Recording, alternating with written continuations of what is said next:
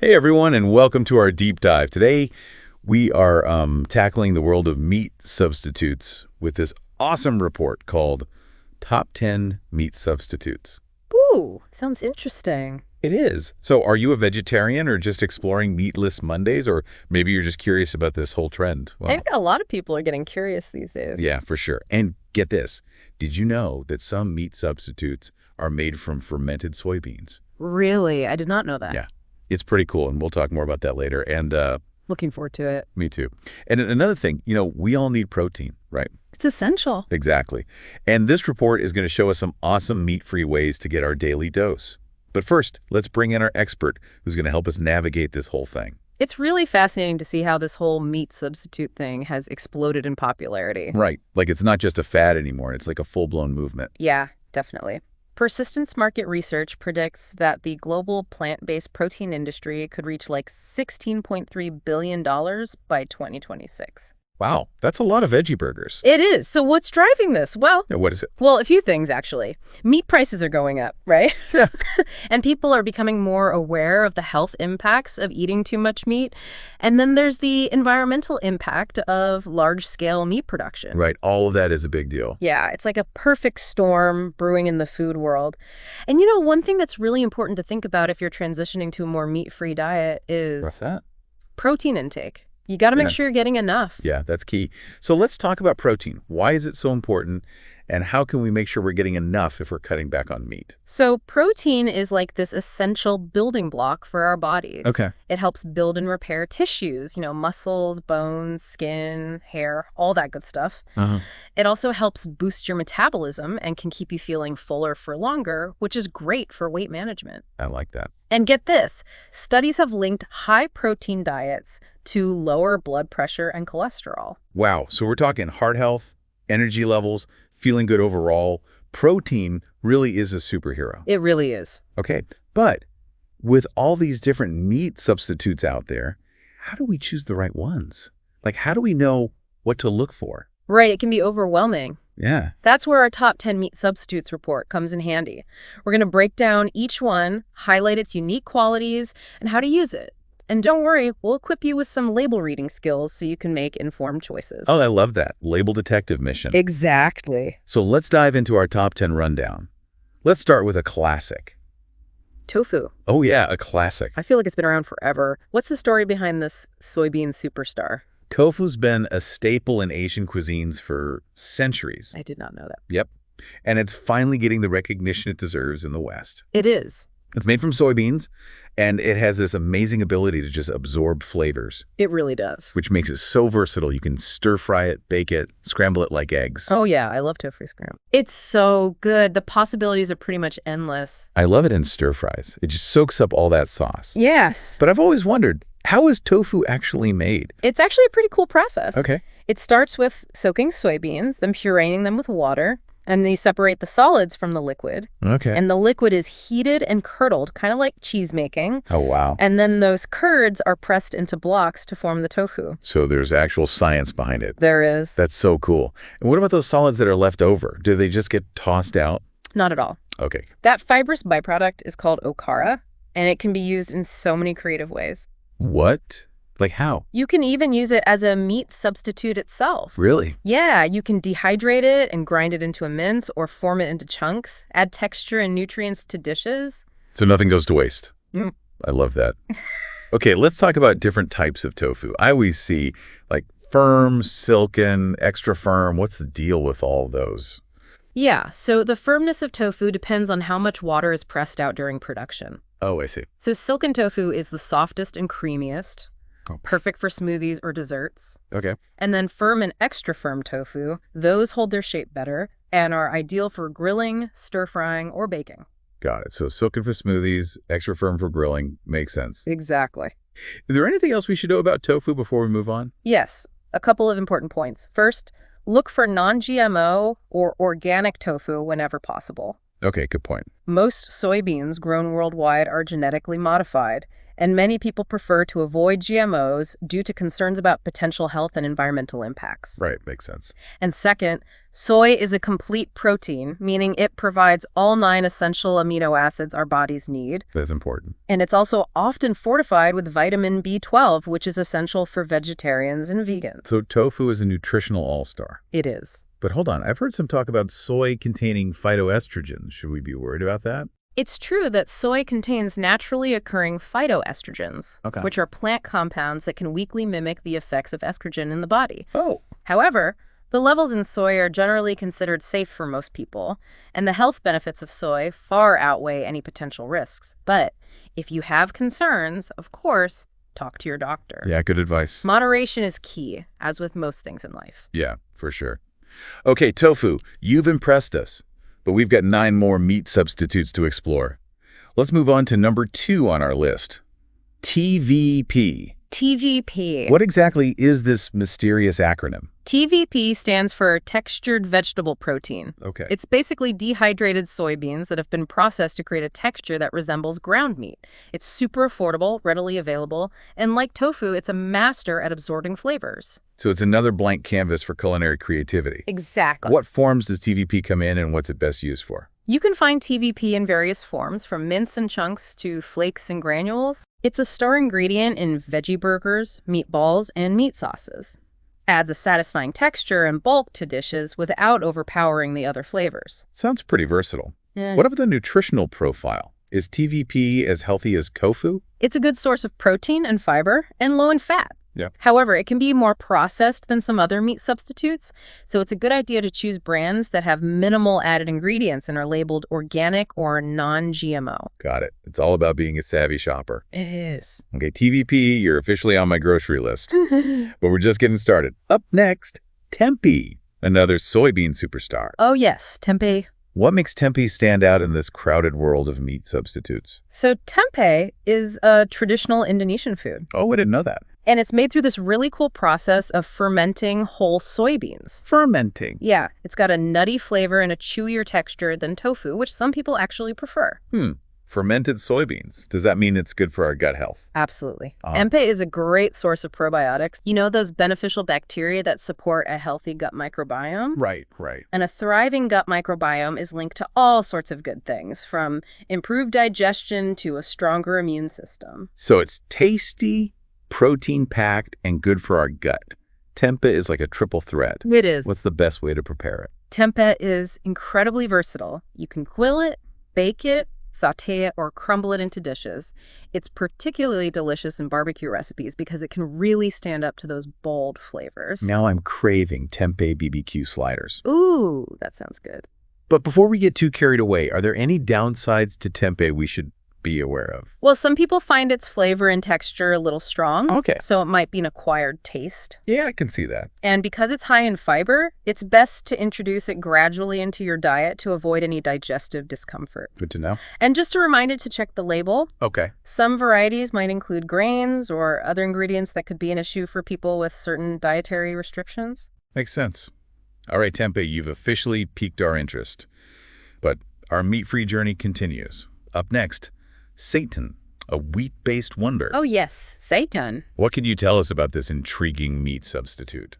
Seitan, also known as wheat gluten, has this remarkably meat-like texture. Okay. It's been used in Asian cuisines for centuries and is a popular choice for those seeking a hearty, chewy texture in their meatless dishes. So how do you go from humble wheat to meaty seitan?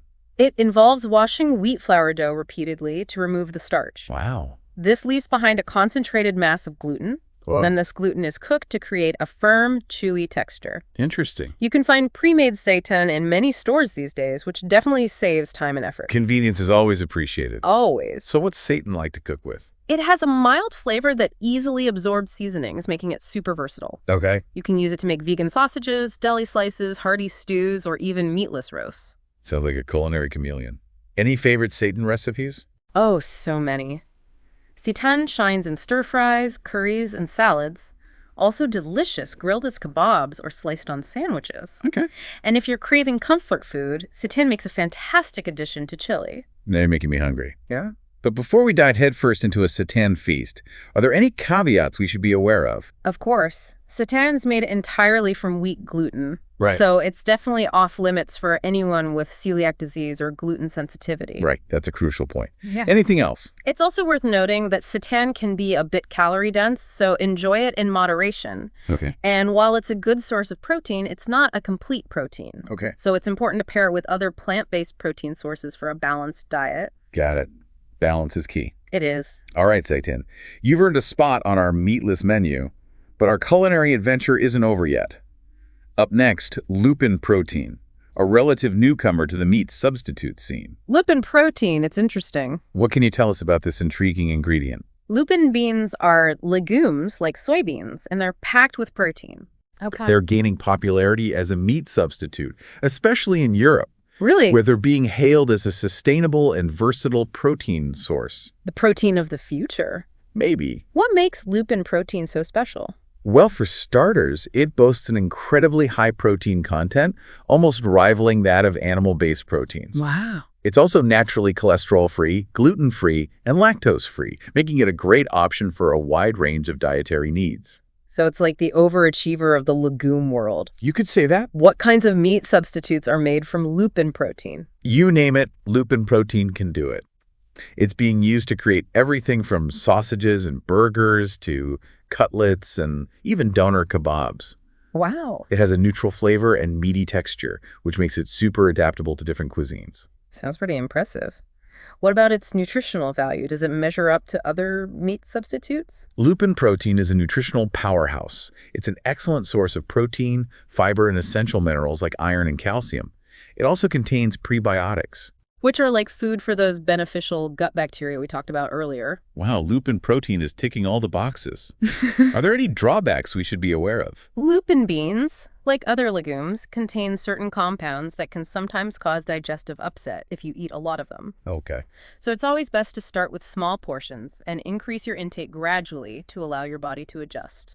Good advice. And before we move on, I'm curious about oat flakes. Oat flakes. Yeah, I know they're a breakfast staple, but are they also considered a meat substitute? That's right. Oat flakes might surprise you. They're a good source of iron and zinc, which are important nutrients, especially for those following a vegetarian diet. Okay. Plus, they're high in fiber, which can help you feel full and satisfied. So how do you transform humble oat flakes into a meaty stand-in?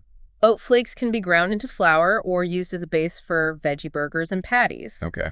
They can even be used to create pulled oats, which is a pretty amazing plant-based alternative to pulled pork. Pulled oats. That sounds intriguing. How do they achieve that pulled texture? It's all about the processing. They use a special technique that creates long, tender strands of oat protein, mimicking the texture of pulled meat. It's a culinary innovation that's winning over even the most dedicated meat lovers. I'm definitely adding pulled oats to my must-try list. It's delicious. But before we get too distracted, tell me more about the nutritional benefits of oat flakes. Well, they're an excellent source of complex carbohydrates, which provide sustained energy throughout the day. Okay. They also offer a good amount of protein and fiber, as well as essential minerals like magnesium, phosphorus, and potassium. So they're a great way to fuel our bodies and minds. Yes. Are there any downsides to oat flakes we should be aware of? Like any grain, oat flakes contain carbohydrates, so portion control is important. Okay. And while oats are naturally gluten-free, they can be cross-contaminated with gluten during processing, so if you have celiac disease or gluten sensitivity, choose certified gluten-free oats. Good tip. All right, oat flakes. You've proven yourselves to be more than just a breakfast buddy, but we've still got more meatless marvels to explore. Up next, a legume superstar. Black beans. Oh, black beans, a classic. What's the story behind these dark and delicious beans? Black beans are nutritional powerhouses. Hey. They're packed with protein, fiber, and those good-for-you antioxidants. I like it. They get their deep black color from anthocyanins, Okay. which are plant compounds linked to various health benefits, including reducing inflammation and boosting brain health. So they're not just good for our bodies, they're good for our brains too. I'm sold. They're amazing. How are black beans typically used as meat substitutes? Black beans are incredibly versatile. Okay. You can mash or puree them to create a base for veggie burgers, patties, or even meatless loaves. Okay. They add a rich, earthy flavor and a satisfyingly dense texture. I love black bean burgers. They're so flavorful and satisfying. They are, and incredibly versatile. You can get creative with seasonings and add-ins like corn, peppers, or onions to create endless flavor combinations. Sounds delicious. Black beans, you've officially won our hearts and stomachs. But we're not done yet. Up next, chickpeas, another legume superstar. Chickpeas, love them. What's the scoop on these versatile beans? Chickpeas, also known as garbanzo beans, are a fantastic source of plant-based protein and fiber. They're the base of countless delicious dishes, from hummus and falafel to soups, stews, and salads. I'm a huge fan of hummus. It's my go-to snack. Same here, a classic for a reason. Yeah. Just blend chickpeas with tahini, lemon juice, garlic, and a little olive oil, and you've got a creamy, protein-packed dip that's perfect with veggies, crackers, or sandwiches. That's also a great source of fiber and iron, right? You bet. Chickpeas are a nutritional powerhouse. They're packed with protein, fiber, and various vitamins and minerals, including iron, folate, magnesium, and potassium. So they're good for our hearts, bones, and overall health. Absolutely. What about their role as a meat substitute? How are they typically used? They're incredibly versatile in that way, too. Okay. You can roast them, mash them, or grind them into flour to use in a variety of meatless dishes. Okay. They're a great addition to veggie burgers, falafel, or even meatless loaves. Makes sense. Their slightly nutty flavor and firm texture make them a fantastic stand-in for meat. And here's a fun fact. Did you know that you can whip the liquid from canned chickpeas, it's called aquafaba, into a vegan meringue? It's true. Aquafaba has a similar protein structure to egg whites, Oh, wow. allowing it to be whipped into a fluffy, stable foam that's perfect for vegan meringue, macarons, or even mayonnaise. Okay, chickpeas, you've officially blown our minds. Yeah. You're more than just a tasty bean. You're a culinary magician. They are. But our plant-based protein exploration isn't over yet. Up next, pea protein, a rising star in the world of meat substitutes. Pea protein, yeah. What can you tell us about this up-and-coming ingredient? Pea protein is relatively new to the meat substitute market, but it's gaining popularity fast. That's what I've heard. Yeah, it's due to its impressive nutritional profile and its remarkable ability to mimic the taste and texture of meat. So what exactly is pea protein? It's extracted from, you guessed it, peas. Peas. Yep. It's a concentrated form of protein that's incredibly versatile. Uh-huh. Can be used to create a variety of meatless products, from ground meat to burgers and sausages. I've seen pea protein burgers popping up everywhere. What's the appeal? Well, pea protein is a complete protein. Okay. So it contains all 9 essential amino acids our bodies need. Oh, good. It's also a good source of iron and fiber, and it's naturally hypoallergenic, making it a good option for people with soy or gluten sensitivities. So it's a great option for people with dietary restrictions. It is. Are there any drawbacks to pea protein?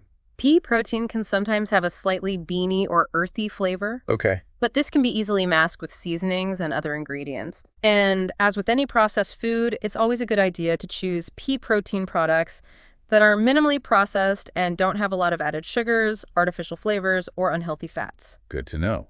It's all about reading those labels carefully. Absolutely. Knowledge is power when it comes to making healthy choices.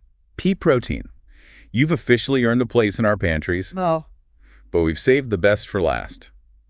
Jackfruit, the tropical fruit that's masquerading as meat. Jackfruit is so interesting. Tell us the secret behind this culinary chameleon. So jackfruit is this large, spiky fruit native to Southeast Asia. Okay. When it's unripe, its flesh has a surprisingly meaty texture that's become incredibly popular as a vegan alternative to pulled pork, chicken, or even beef. Wait, a fruit that tastes like meat?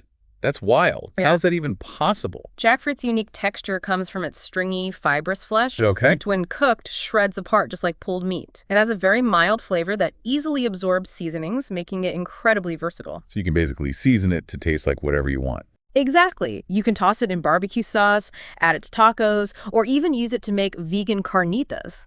The possibilities are endless. My mind is officially blown. What about nutrition? Is jackfruit as healthy as it is delicious? Jackfruit is a good source of fiber, vitamin C, and potassium.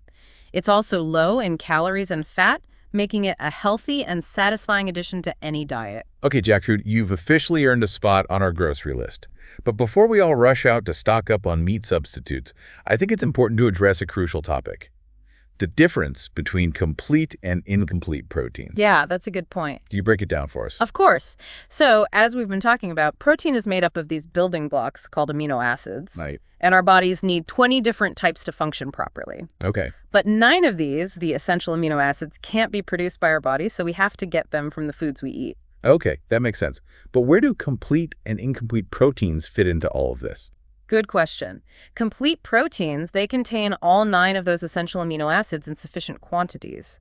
Okay. And animal-based proteins like meat, poultry, fish, eggs, and dairy are usually complete proteins. So that's why folks are always talking about getting enough protein when they go meat-free. They're worried about missing out on those essential amino acids. Exactly. Now, incomplete proteins are missing or don't have enough of one or more of those essential amino acids. Okay. Most plant-based proteins fall into this category, with a few exceptions like soy, quinoa, and amaranth. Okay, so if we're choosing plant-based protein sources, we need to be a bit more strategic to make sure we're getting all those essential building blocks. Right. What's the best way to do that?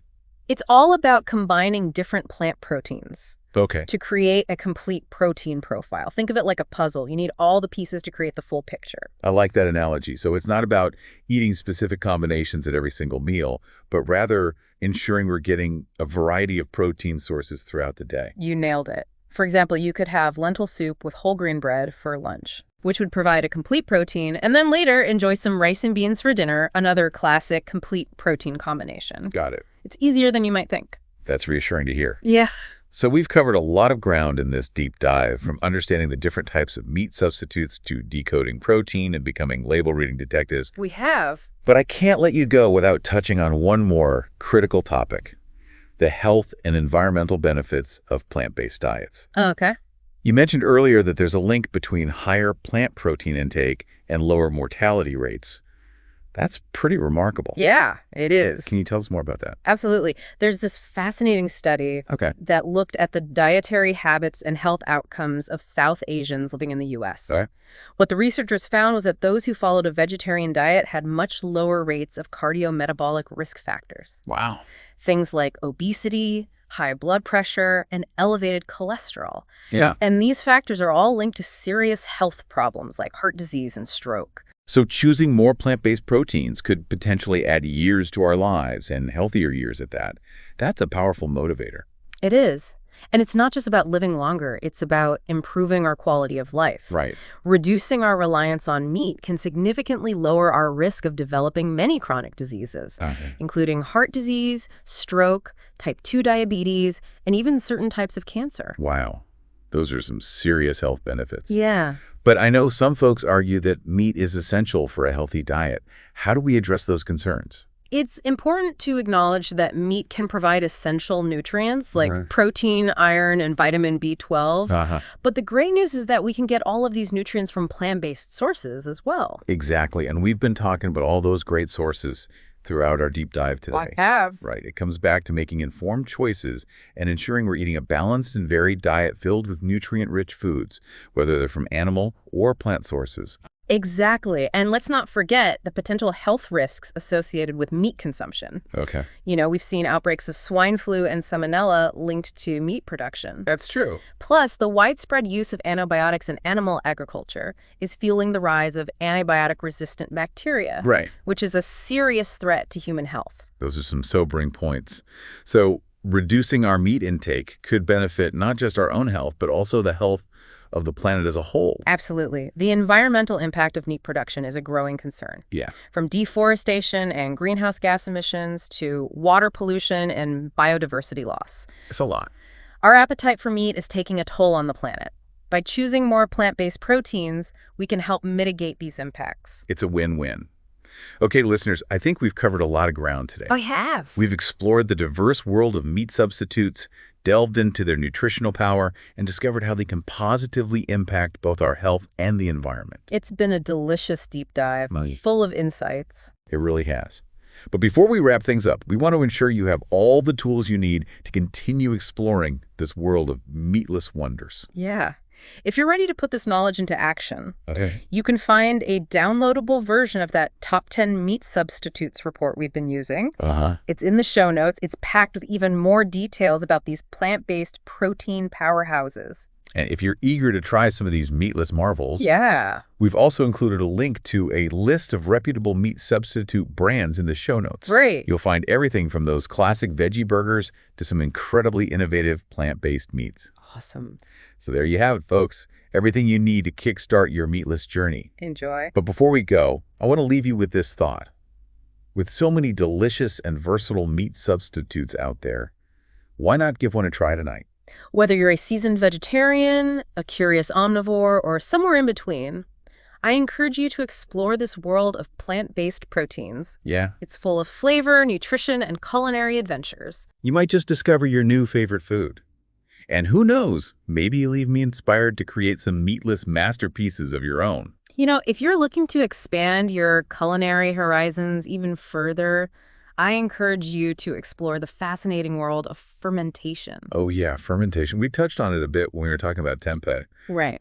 but there's so much more to discover. There is. It's like a whole secret world of flavor and nutrition. Exactly. Fermented foods are having a real moment right now. Yeah, they are. And for good reason. Think kimchi, sauerkraut, yogurt, even sourdough bread. Oh yeah. These foods undergo this transformation process where beneficial bacteria break down sugars and starches, and that creates those unique, tangy flavors and textures we love. I'm a huge fan of kimchi and sauerkraut. That tangy fermented flavor just adds a whole other dimension to dishes. It really does. And it's not just about the flavor. Fermentation actually boosts the nutritional value of foods. It does. It can make nutrients more bioavailable, Right. meaning our bodies can absorb them more easily. Yeah. Exactly. Plus, those beneficial bacteria, the probiotics, are incredibly important for gut health. Yeah, we talked about the gut microbiome earlier We did. and how it's linked to everything from digestion to immunity. Right. It seems like fermented foods are a delicious way to support a healthy gut. They really are. And beyond gut health, a balanced gut microbiome is linked to so many other aspects of well-being, Like what? from reduced inflammation to improved mental clarity and even better sleep. Wow. So we're talking gut health, immune support, better sleep, and maybe even a sharper mind. Fermentation has officially climbed to the top of my to-do list. It's definitely worth exploring, and the best part is you can experiment with fermentation at home. Oh, really? Yeah, it's a fun and rewarding way to connect with your food and create something truly unique and delicious. Well, folks, it seems like we've reached the end of our meatless journey. We have. We've uncovered a treasure trove of information about meat substitutes, from their nutritional profiles and culinary versatility to their potential to transform both our health and the planet. It's been a delicious deep dive. It really has. A huge thank you to our amazing expert for guiding us through this fascinating landscape of plant-based proteins. It's been my pleasure. And to our incredible listeners, thank you for joining us on this culinary adventure. Remember, knowledge is power, especially when it comes to making informed choices about our food. Absolutely. So go forth, explore those meatless aisles, and discover the delicious possibilities of plant-based eating. Enjoy! Until next time, happy eating.